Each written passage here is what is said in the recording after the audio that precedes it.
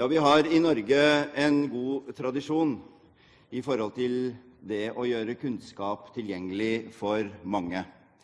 I ethvert norsk hjem så har det å ha et godt leksikon vært en del av, jeg får nesten si, standardinventaret. Og det er en del av vår kultur.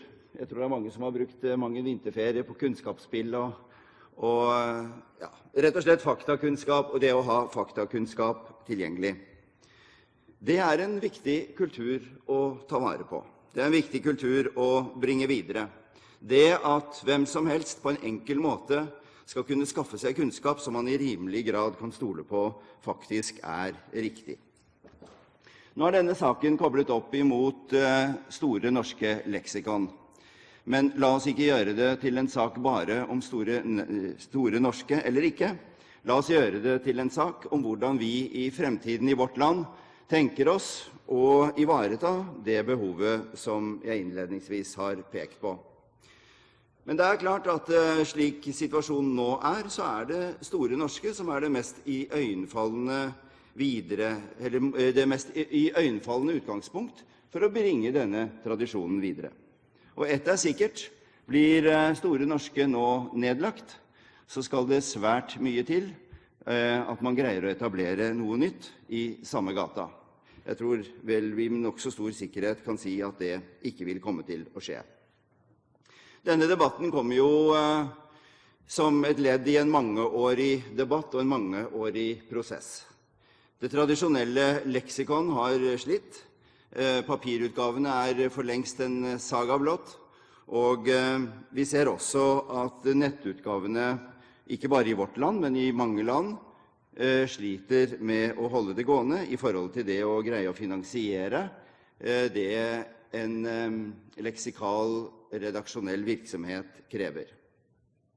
Denne saken var oppe også i Bondevik II-regjeringens tid, og Kristin Clemet sa da nei til å støtte Store norske i forhold til videre drift. Bakgrunnen for det var jo at vi den gangen trodde på at det skulle være et fungerende marked innenfor kunnskapsformidling. Vi trodde at nettet skulle være den allmenningen hvor nye forretningskonsepter og hvor de mange slapp til, og hvor liksom det demokratiske elementet skulle gjøre at det var mulig å holde gående en sterk og godt markedsbasert kunnskapsformidling.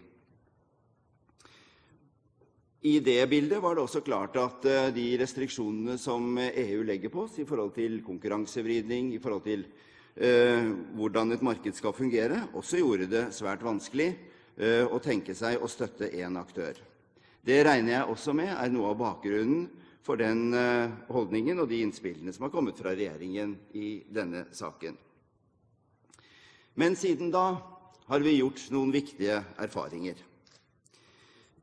Vi har erfart at markedsmekanismene i cyberspace nok ikke var slik vi trodde. Vi har erfart at det vi trodde var den store demokratiske allmenningen, og som i og for seg er det. Den har sin store tilgjengelighet, hvem som helst kan komme inn, den er billig å bruke, mulighetene er mange. Men erfaringen forteller oss også at det er svært vanskelig å skape lønnsomme forretningskonsepter basert på åpne løsninger i nettet. Vi har erfart at det er også sterke monopoliseringstendenser, ikke bare ut fra et nasjonalmarked, slik vi er vant til fra før, men også i forhold til internasjonale aktører. Den naturloven som vi har sett i pressen i alle år, nemlig at det er den største avisen som får annonsene, og nummer 2-avisen som sliter, den ser vi til den ekstreme ytterlighet i forhold til nettverden.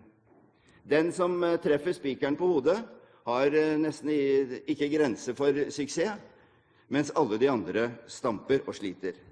Dette er en stor problemstilling i mediepolitikken, som vi ikke skal komme inn på så mye her, men vi ser også at andre typer virksomheter rammes av det, for eksempel da leksikon, som er det vi diskuterer nå. Konkurransen om annonsene er større enn noen gang, og betalingsviljen hos et publikum som er vant til å få tjenestene gratis, ja, den er svært begrenset. Mitt utgangspunkt og Høyres utgangspunkt altså at vi må diskutere dette ut ifra at det ikke et fungerende marked for kunnskapsformidling. Det ikke slik at køen lang av de som vil bruke penger på å redigere, oppgradere og formidle, altså bearbeide kunnskap med tanke på formidling til et bredt publikum. Erfaringen har fortalt oss at alle de aktørene stort sett vekk.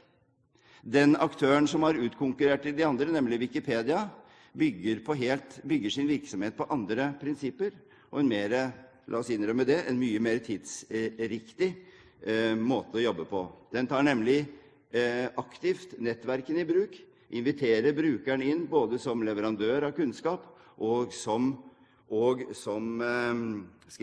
korrektiv der det feil eller diskusjoner om hva som riktig, som bringes opp. Det et veldig godt grep, men det også et grep som har sine klare svakheter.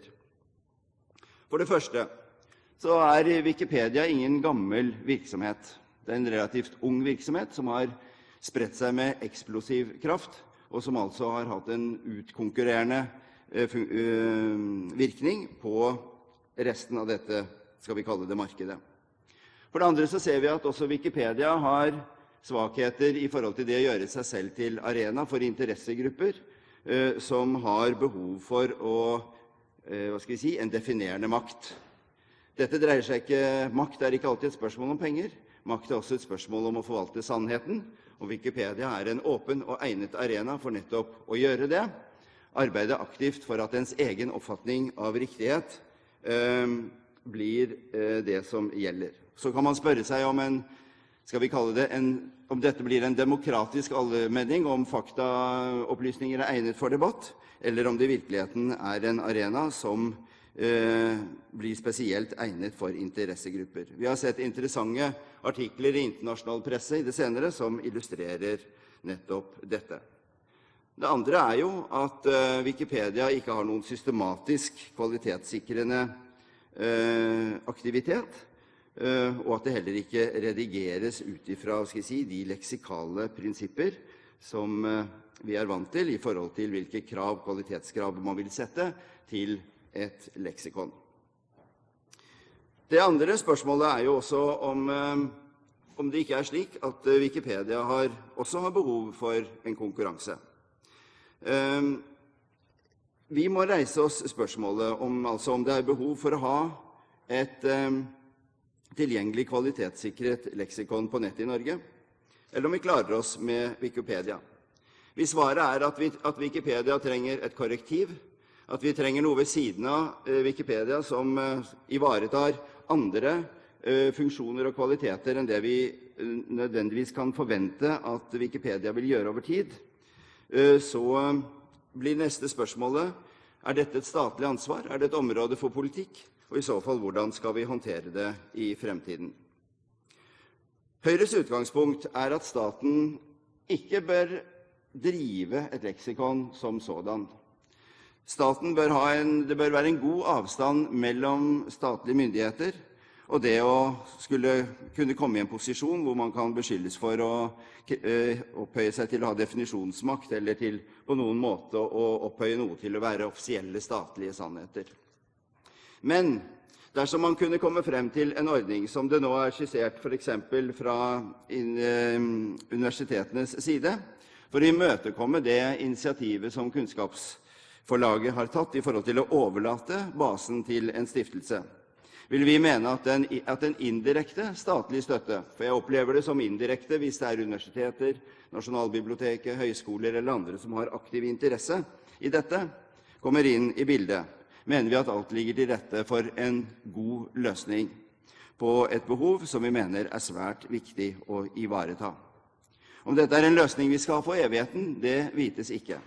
Men i en digital tidsalder, hvor endringene skjer i stort tempo, blir det en løpende debatt om hvilke verdier og hvilke behov vi vil ivareta i fremtiden. Det veldig fort gjort at vi nå kan spille barnet ut med badevannet, rett og slett fordi samfunnsendringene går fortere enn det politiske miljø greier å håndtere. Hjertelig takk.